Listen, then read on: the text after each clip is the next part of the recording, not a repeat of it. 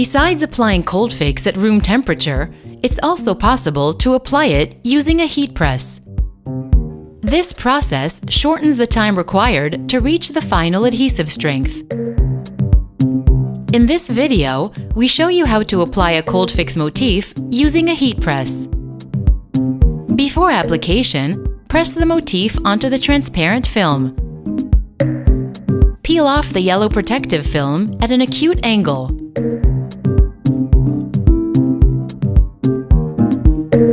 Position the motif in the desired location, and with the motifs facing down, place the carrier material in a heat press.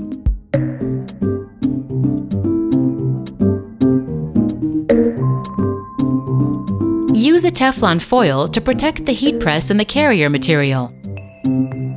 Apply the motif with medium pressure at 90 degrees Celsius for 5 seconds. After the application is finished, use a rubber roller or a pressing cloth to apply additional pressure to the product. Once the product is at least hand warm, the transparent film can be removed at an acute angle.